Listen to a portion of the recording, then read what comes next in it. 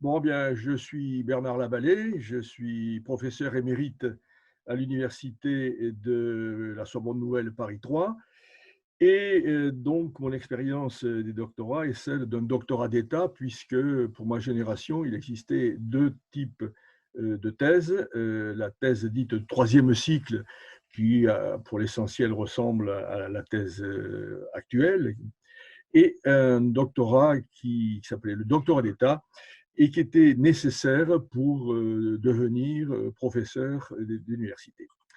Et ma thèse portait sur l'apparition de la conscience créole dans les ordres religieux de la vice-royauté du Pérou au XVIe et au XVIIe siècle. Voilà. Et Messier Lavallée, votre doctorat d'État a-t-il été un aboutissement d'un parcours traditionnel ou plutôt d'un parcours plus singulier? Bah, c'est-à-dire que c'était un parcours un peu singulier parce que en fait, c'est une thèse d'histoire. Et alors que je suis agrégé d'espagnol et que je Oui. suis administrativement un professeur d'espagnol.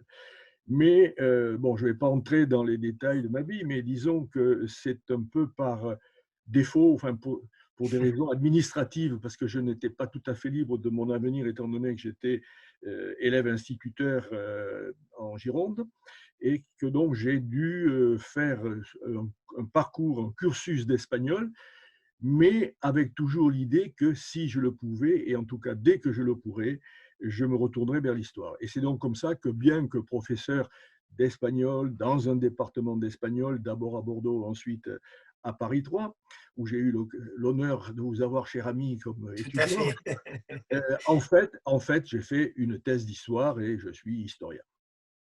Et quel a été le déclencheur, l'élément déclencheur du sujet de votre doctorat? Alors, l'élément déclencheur du sujet, c'est assez intéressant. J'avais d'abord pensé, dans un premier temps, faire une thèse sous la direction de François Chevalier, qui était Oui, professeur oui, d'histoire, oui, oui, oui, oui. et ensuite ça ne s'est pas fait pour des raisons diverses.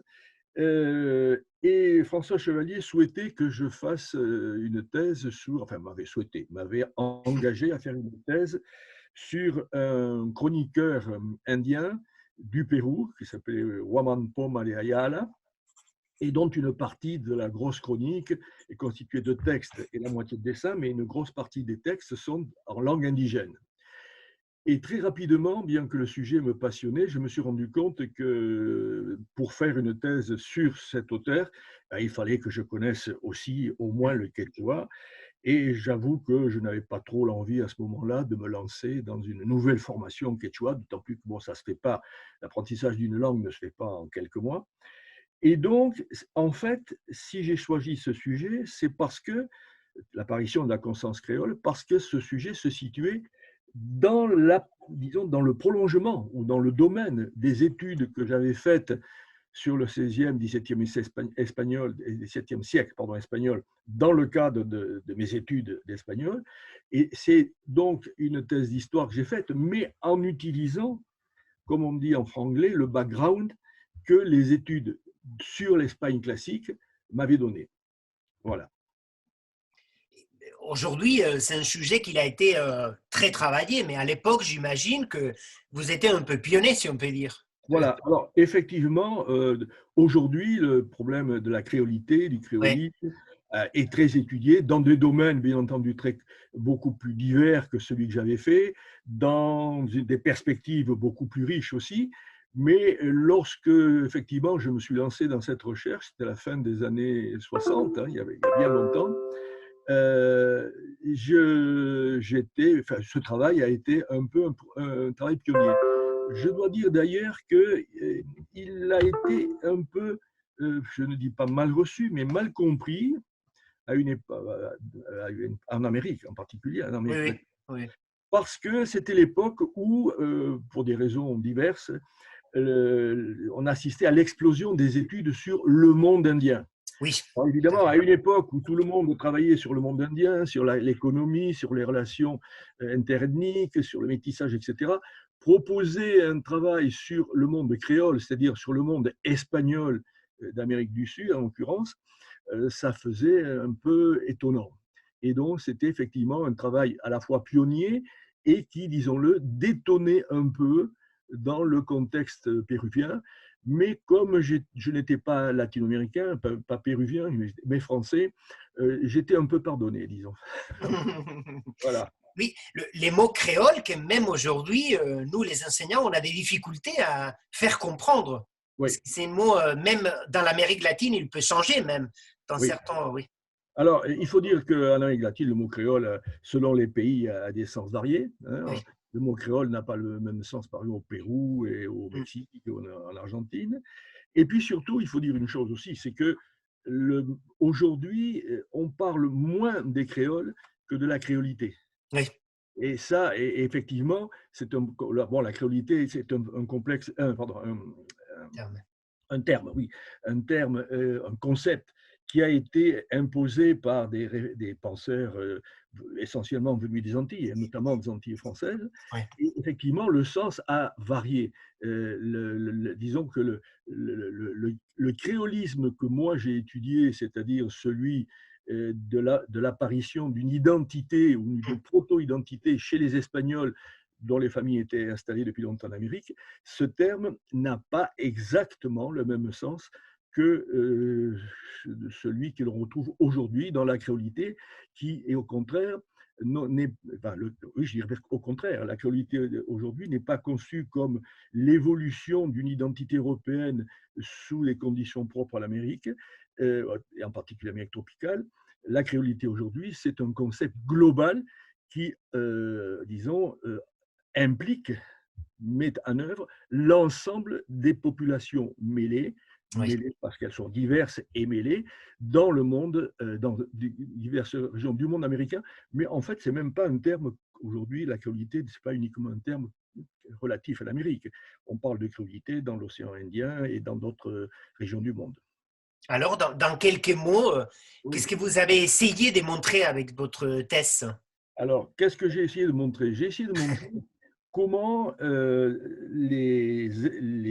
bon, disons-le, allez, employons le terme, les Blancs, Oui, oui. les Blancs du monde colonial espagnol, euh, avec le temps, avec les générations, s'étaient sentis à la fois en même temps espagnols, et je dirais très espagnols, et de façon un peu paradoxale, même assez paradoxale, aussi différents des Espagnols d'Espagne. Et ce que j'ai étudié, c'est la façon dont ces deux aspects, en apparence contradictoires, se sont développés et surtout les conséquences que cela a eues pour affirmer une identité qui était une identité de plus en plus de combat et qui arrivait à se distancier de plus en plus de la péninsule, de la mère patrie, si on peut Mhm. dire, de l'Espagne C'est et des Espagnols, et pour se situer dans des contextes qui dépassaient de large le monde de la créolité, se placer dans un contexte qui amènerait à l'indépendance, même si, il faut bien le dire, l'indépendance n'est pas issu directement du problème créole. Le problème créole s'est situé dans le contexte de l'indépendance. ouais. Et à niveau, mis à part, j'imagine, si j'ai bien compris, Monsieur Chevalier, il y a quelqu'un qui a eu un rôle intellectuel très important dans vos démarches de recherche? Oui, alors, bon, moi je vais dire, j'ai parlé de François Chevalier, auquel je dois beaucoup et Oui. auquel je suis, et à la mémoire duquel je suis très attaché, mais je dirais que j'ai eu trois maîtres. J'ai eu François Chevalier, qui a été le premier historiquement, et j'ai eu aussi quelqu'un dont on ne parle plus beaucoup dans l'hispanisme français, qui était Noël Salomon, Mm. qui lui était un homme qui était très intéressé par l'histoire. Sa thèse complémentaire était portée sur l'histoire agraire de la Nouvelle-Castille, mais qui lui m'a, comment dirais-je, m'a ouvert l'esprit sur les relations qui pouvaient exister entre l'histoire et les formes littéraires. Et ce qui est évidemment un aspect, un champ très complexe sur lequel depuis on a beaucoup travaillé. Mais disons, pour moi, ça a été celui qui m'a ouvert l'esprit et qui m'a montré que ces deux domaines, disons, la littérature au sens le plus large et l'histoire n'étaient pas de domaines absolument séparés. Et le troisième, qui a eu une grande importance pour moi et qui a été finalement mon directeur de thèse, puisque Noël Salomon est décédé avant que je n'ai terminé, ça a été quelqu'un qui vient de disparaître, Joseph Pérez. Mmh, tout Lui à fait.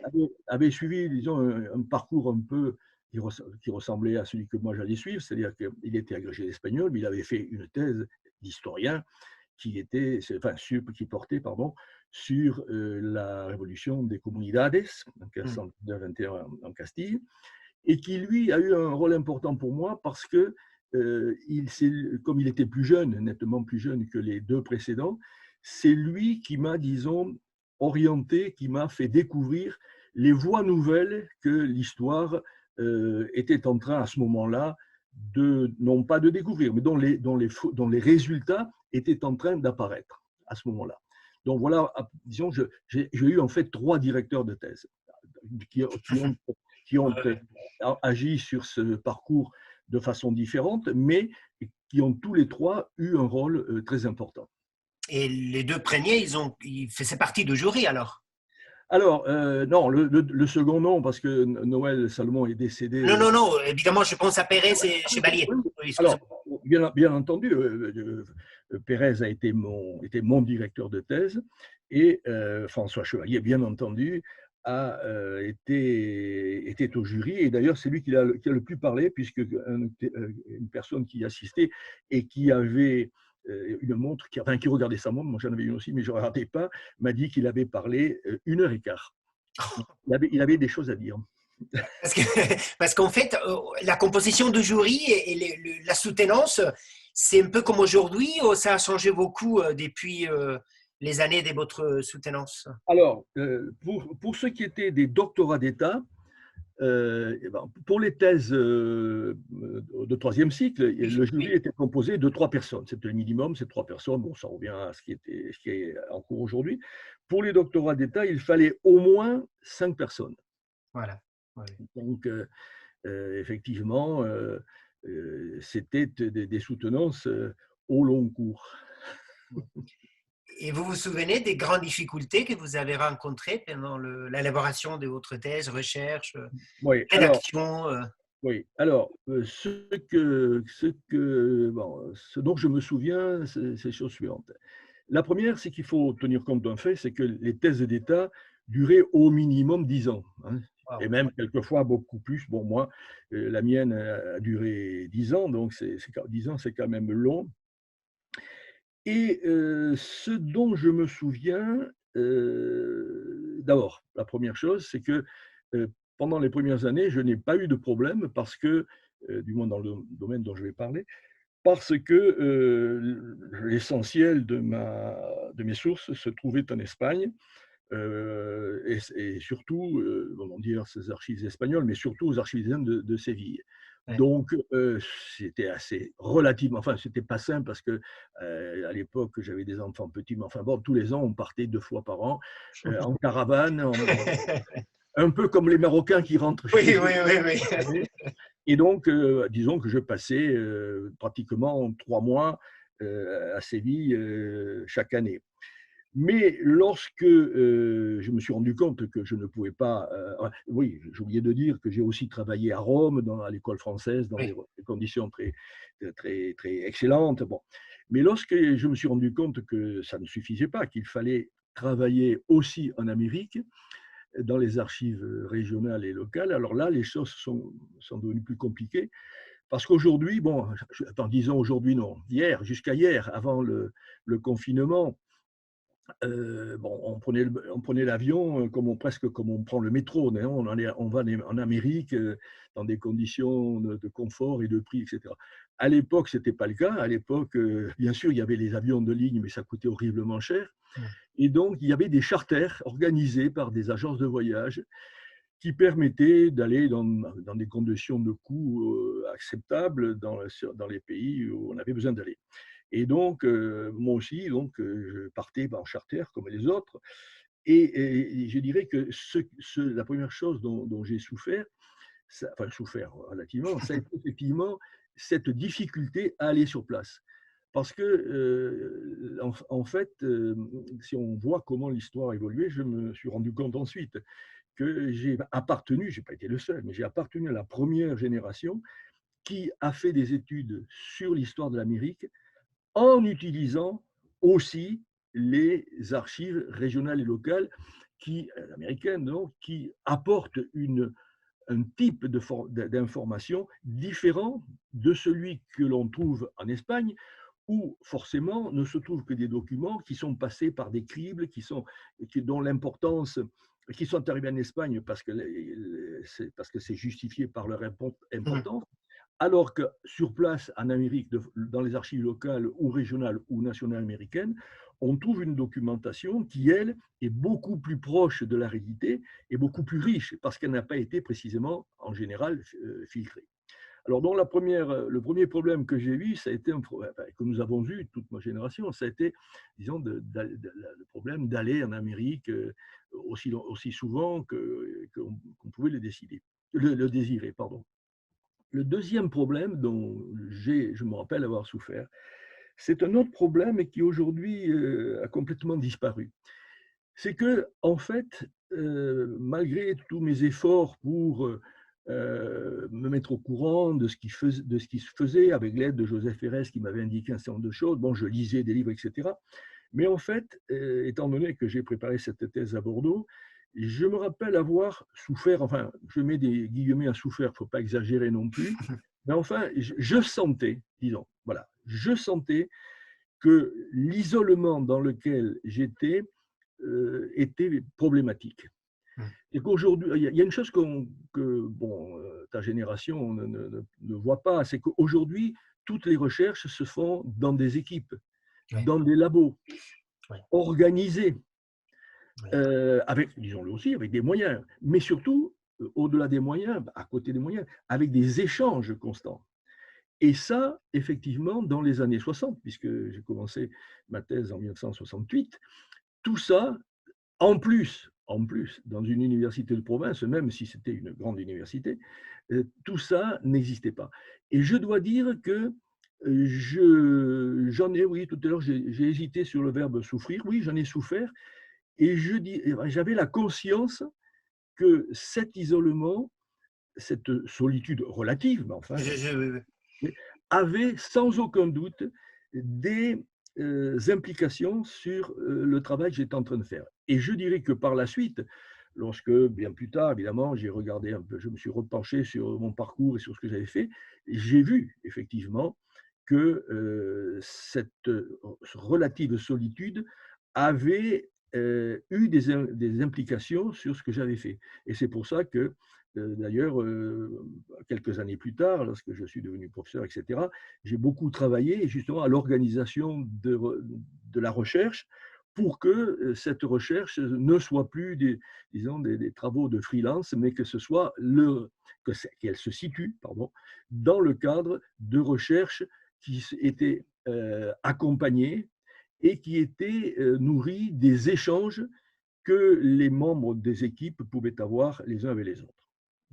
C'est intéressant et c'est touchant ce que vous venez de dire parce que Messier Canavaggio, qui a écrit sa thèse pendant les années 60, Oui, oui, un peu plus, il un nous petit peu avant. racontait exactement la même sensation de solitude Oui, qui avait marqué profondément la rédaction de sa thèse. oui. Oui. Non, non, mais Et- je crois que c'est. Alors, il y a deux choses. Il y a le sentiment que les uns et les autres nous pouvons avoir eu de cette situation, mais il y a un autre élément. C'est au niveau de ce que nous avons produit. Mm. Et c'est effectivement, bon, je ne parle pas de la thèse de Canavaggio qui se situe dans le domaine et qui n'est pas le mien, mais Mm. dans d'autres travaux que j'ai lus sur, disons, des sujets qui me sont proches, bon, je ne parle pas des miens, j'ai dit ce que j'avais à en dire, mais on voit très bien que ce sont des recherches qui, effectivement, ont parfois des faiblesses à ce niveau. Mm. Cette solitude, enfin, ouais, on va dire cette non-organisation de la Oui, recherche, oui, hein, c'est plus juste, oui. cette non-organisation de la recherche, sans aucun doute, avait des résultats négatifs, plus ou moins négatifs, sur la production scientifique des uns et des autres, hein. Là, je parle au nom d'une génération. Et ça veut dire que votre projet intellectuel, votre recherche, il aurait été la même aujourd'hui ou les résultats, Alors, on ne sait non, jamais. non, non, non, non, ça, on peut presque pas répondre à cette question Oui, oui, je sais, oui. parce que, par exemple, aujourd'hui, la perspective du créolisme tel que je l'ai envisagé il y a, Oui, oui, c'est ça, c'est ça. Oui, j'ai soutenu ma thèse en 1978, hein, oui, oui, oui. il y a plus de 40 ans. Donc, aujourd'hui, on étudie la créolité, comme je l'ai dit tout à l'heure. Mais c'est sûr que, bon, ne parlons pas de mon sujet, mais ce qui est sûr, c'est qu'aujourd'hui, je le vois bien, les choses sont tout à fait différentes. Il y a aussi un autre élément dont il faut tenir compte, c'est qu'aujourd'hui, les doctorants sont nombreux. Vous êtes nombreux tous. Oui, oui, oui, oui. Et en plus, vous vous retrouvez dans des structures, dans des équipes, etc. À l'époque, on était chacun dans son domaine. À Bordeaux, on était nombreux à faire des thèses à ce moment-là, mais chacun avait un domaine bien particulier. Et il faut dire aussi que, étant donné la façon dont on travaillait et l'absence de structure dont j'ai parlé, on ne voyait pas l'intérêt à participer, à échanger avec des collègues qui travaillaient dans des choses proches. Je vais donner un exemple. Lorsque moi j'ai commencé ma thèse à Bordeaux, il y a deux autres collègues de Bordeaux qui ont commencé dans le même temps, la même année, des thèses sur l'Amérique. L'un, c'était Jean Lamor sur Cuba, et Oui. l'autre, c'était Yves Aguila sur le Mexique de la fin du XVIIIe siècle. Et nous étions très amis, on travaillait administrativement très bien ensemble, on avait passé l'agrégation la même année, enfin, on avait beaucoup de Mhm. points, mais nous n'échangions jamais sur Oh là nos thèses en cours.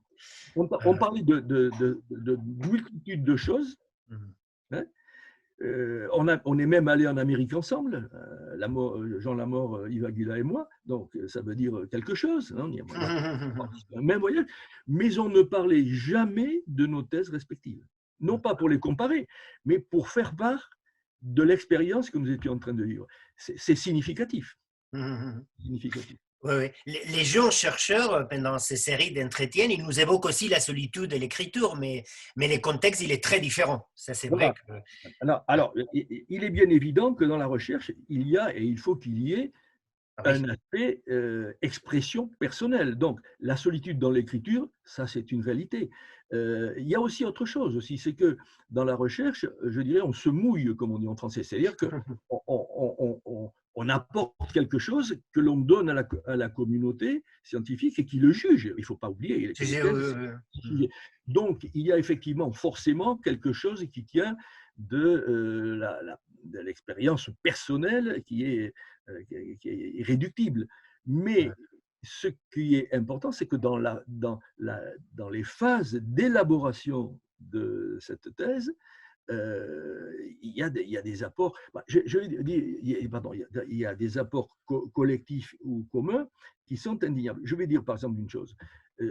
J'ai mis 10 ans, enfin, j'ai préparé ma thèse, Oui. pardon, ma préparation de doctorat d'État a duré 10 ans. Pendant ces 10 années, à Bordeaux, je n'ai participé à aucun, je n'ai participé, il n'y a eu aucun séminaire de recherche. Il a commencé à avoir des séminaires de recherche à l'extrême fin de la période consacrée. Et encore, c'était des séminaires qui n'avaient rien à voir avec ce dont on parle. C'était des collègues de diverses universités, des pontes, hein, des gens de la génération qui nous avait précédés, qui venaient nous faire des exposés de, Oui. de leur recherche. C'était très intéressant.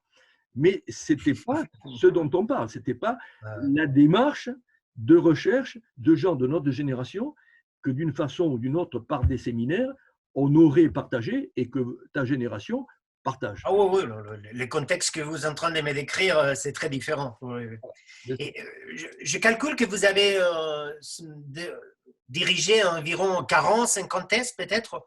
Oui, non, 40, une quarantaine, oui. 40. Et vous pouvez nous parler rapidement de votre expérience forte en tant que directeur des thèses? Oui, alors, bon, ce qui est intéressant, bon, pardon, non, je vais dire d'une autre façon. C'est très intéressant de diriger des thèses. C'est une chose qui apporte beaucoup. Pourquoi? Parce que on voit se développer, je dirais, non pas tellement des thèses, mais on voit se développer des vies de chercheurs. Et ça, Ouais. c'est alors, évidemment, quand on a, disons, un certain nombre quand on a dirigé un certain nombre de thèses, comme ça a été mon cas, on a tous les cas de figure. On a de grandes déceptions, on a de très grandes joies, et surtout, ce qui frappe, c'est de voir la diversité des chemins que suivent les doctorants et les doctorantes. Moi, ce qui m'a le plus frappé dans cette vie, bon, j'ai dirigé des thèses du début des années 80 jusqu'en 2010, donc ça fait quand même Ah, 30 wow. ans, hein, ça fait 30 ans, et j'en ai dirigé une quarantaine, en France, en Espagne, en Italie, en Équateur, etc. Ce qui m'a frappé, c'est de voir l'extraordinaire diversité des parcours que les chercheurs, auteurs ou autrices, comme on dit aujourd'hui, de ces thèses, ont connu. Et de voir aussi une chose, c'est que on voit tous les cas de figure. Je veux dire par là que on peut voir des candidats sur lesquels, au départ, on fonde de grandes espérances et qui, pour des raisons diverses, dont je vais reparler, ne donnent pas les résultats auxquels qu'on attendait et que l'on pensait devoir attendre. Mhm. Mais ce qui est le plus disons, gratifiant pour un directeur, c'est de voir comment des gens qui, au départ, ne sont pas, bon, sur lesquels vous ne fondez pas de grands espoirs, Oui, oui, oui. et qui, pour des raisons diverses, font des travaux véritablement remarquables. Et ça m'est arrivé plusieurs fois. Je me rappelle à plusieurs reprises, je ne donnerai pas de nom, mais je me rappelle à plusieurs reprises avoir accepté de prendre en thèse des doctorants et des doctorantes dont je pensais que bon, ils feraient une thèse, enfin bon, et qui en définitive ont fait des travaux remarquables. Et ça, je dois dire, c'est très intéressant. Et ce que je voulais dire tout à l'heure, j'ai dit que je dirais quelque chose à la fin. J'ai remarqué aussi une chose, c'est comment, en fait, la production d'une thèse, c'est un élément de la vie, c'est-à-dire de chacun.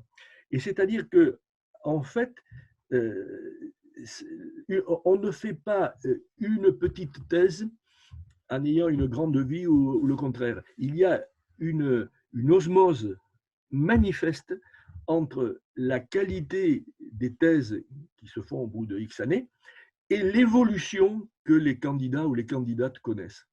C'est-à-dire que les thèses, c'est évidemment un projet scientifique, et c'est au terme de la thèse un résultat scientifique, mais c'est aussi une production de vie.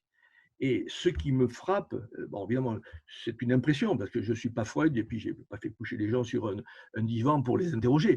Mais je suis persuadé qu'il y a une intime liaison, ou d'intimes liaisons multiples, entre la production des thèses et l'évolution de la vie des candidats. Je crois que les deux sont absolument liés.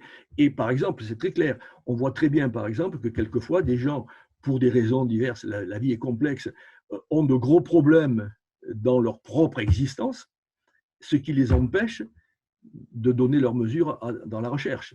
Mais au contraire, il y a des gens qui, assumant une vie, ayant une vie pleine, réussie, etc., font des thèses bien meilleures que ce qu'on pouvait penser.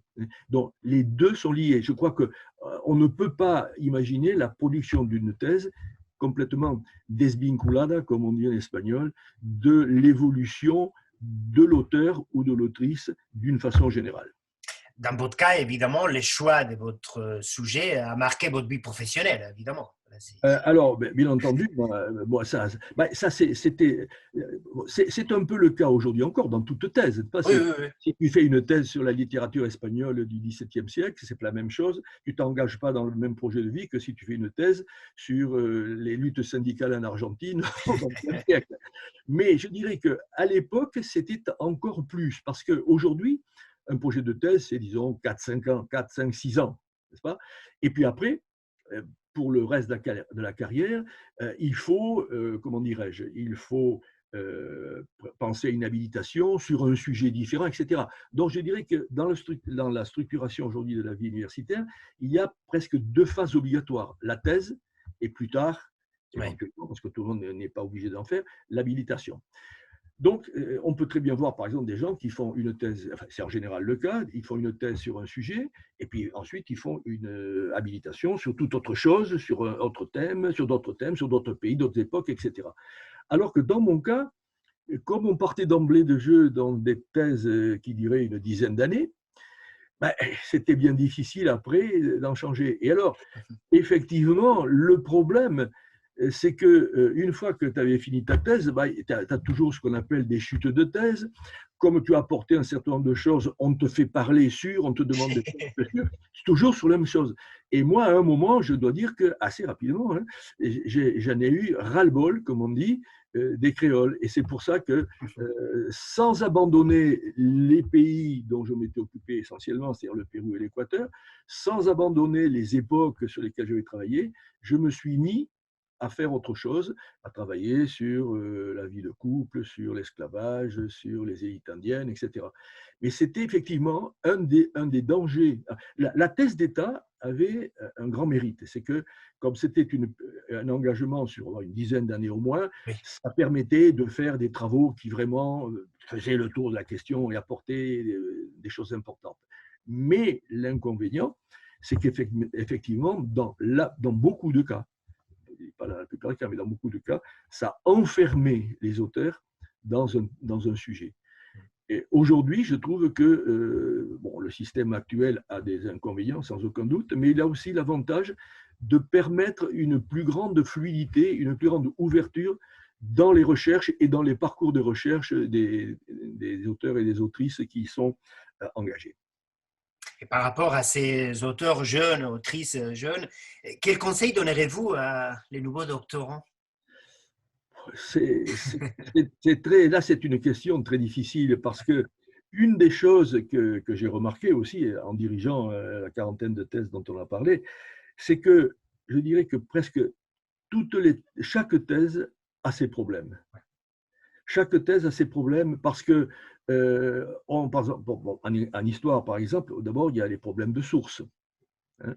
Il faut trouver les sources, il faut interpréter les sources aussi, mais il y a beaucoup de problèmes qui se posent dès le départ et qui font que les difficultés que vont rencontrer les candidats sont très différentes. Il est effectivement, par exemple, si on travaille sur une question dans un domaine où les fonds documentaires sont bien identifiés, bien connus, bien carrés, on les connaît, ce n'est pas la même chose que s'il faut courir les archives, aller en Amérique, faire des travaux préliminaires compliqués pour justement pouvoir avoir accès à ces sources, mais aussi, non seulement avoir accès, parce que l'accès c'est une chose, mais pouvoir les interpréter, ce qui est quelquefois beaucoup plus difficile encore. Donc, des conseils, moi j'ai pas de conseils à donner, et puis en plus je sais par expérience que les conseils, ça sert à ne pas être suivi, donc c'est pas la peine d'en donner. Mais ce que je veux dire, et ce n'est pas un conseil, c'est une constatation, ce que je peux dire aux jeunes chercheurs, c'est que ce qu'il faut, c'est que lorsqu'ils font leur thèse, ils la fassent avec, disons, deux éléments, enfin, en tenant compte de deux éléments. Le premier, c'est de faire leur thèse avec la plus grande ouverture possible. Ne pas chercher à se réconfinarser, excusez-moi pour le terme, qui Si, si, si, ouais. est sur quelque chose d'étroit. Il faut au contraire faire une thèse en cherchant toujours, à chaque stade et constamment, comment ce qu'on est en train de faire est en relation et lié à d'autres phénomènes, pour, disons, réambientar la recherche que l'on fait. Et puis, je crois qu'il y a un autre aspect qui est un peu plus complexe et qui est le suivant. Lorsque j'étais professeur, et je l'ai été assez longtemps, il y a toujours quelque chose que j'ai regretté de ne pas voir dans les universités où je suis passé, et de ne pas voir et de ne pas avoir, peut-être, sans doute même suffisamment travaillé à ce que ça se fasse. Je veux dire que une thèse, c'est aussi une production de savoir. Une thèse, c'est pas un exercice, c'est pas uniquement un exercice administratif, c'est pas uniquement un exercice technique qui va permettre au candidat, heureusement, d'avoir un poste qui lui convienne dans telle ou telle université. C'est une une thèse se situe dans la production du savoir.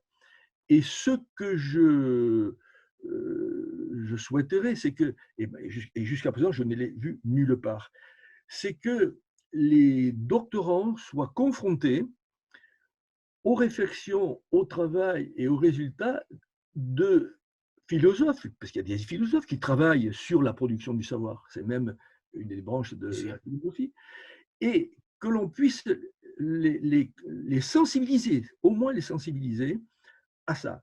Qu'est-ce que la production du savoir? Et ça, c'est important. Pourquoi? Parce que réfléchir à la production du savoir, c'est sortir en partie de la façon dont on fait les thèses d'une façon générale. D'une façon générale, les candidats et les candidates, moi à mon époque aussi, j'essayais de construire, en fait, qu'est-ce que c'est une thèse? C'est construire un discours sur un sujet, hein, un discours nouveau. Oui, oui, oui, tout à fait. Voilà. Mais on ne réfléchit pas à quelque chose, c'est que ce discours, il n'est pas pour soi-même, il n'est pas pour le jury, il est pour… Là, il est… Bon, c'est ambitieux de le dire, mais enfin, d'une façon… Bon, les thèses sont déposées dans des fichiers de thèse, etc. Elles sont consultables, donc ça veut bien dire qu'elles sont faites pour l'ensemble de la communauté. Et ou or, jamais dans la formation des doctorants, ni à mon époque, ni maintenant, on ne confronte les garçons et les filles qui sont en train de faire des thèses à ce problème. Qu'est-ce que j'apporte à la connaissance et comment j'apporte la connaissance? Et ça, je crois que c'est dommage. Et les doctorants n'en sont nullement responsables. Même les directeurs et directrices non plus. C'est une question qui touche à l'organisation, je crois, de l'université. Mais effectivement, si je peux donner alors un conseil, puisque tu me parlais de conseil, je crois qu'il faudrait sensibiliser les doctorants et les doctorantes à ça, n'est-ce pas? Leur faire saisir qu'une thèse, ce n'est pas simplement un pensum, c'est aussi un élément, un petit élément, ce n'est pas les grandes thèses comme nos grands maîtres, Chonu, Chevalier, etc. Bon, aujourd'hui, on le bide, ça n'existe plus pour tout un tas de raisons. Mais les thèses sont des apports, les bonnes thèses sont des apports, les thèses moyennes aussi. Moi, je dirais une chose, quelquefois, il m'est arrivé d'avoir, de piocher, de trouver des éléments très intéressants dans des mauvaises thèses qui m'avaient précédé. Hein, bon, parce que tout simplement, je voyais ce qu'il ne fallait pas faire. Hein. Mais, contre-exemple.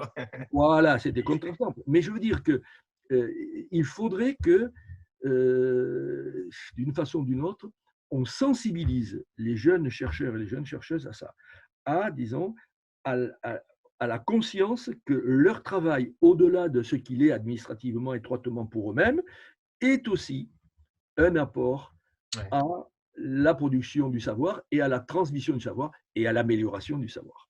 Oui, parce que par rapport à ce que vous avez dit, c'est important parce qu'on est passé d'un texte doctoral de 10 ans avec peu de contrats. Aujourd'hui, on préconise 3, 4 ans avec beaucoup plus de contrats, les colloques, voilà, il y a, par rapport à cette production intellectuelle, c'est compliqué. Écoutez, merci beaucoup, Monsieur Lavallée. Merci pour cette conversation. Comme je dis toujours, je me permets de le dire en espagnol, si yo soy americanista hoy, es gracias al curso que seguí en París 3 hace unos años con usted. No me diga. Esta entrevista para mí es también un acto de agradecimiento. Muchas gracias. Bien, merci beaucoup de tes paroles. Et puis écoute, j'espère que ce que j'ai dit, ajouté à ce qu'on dit déjà d'autres collègues, pourra être de quelque utilité. Allez. Merci beaucoup. Au revoir. Allez, au revoir. Au revoir.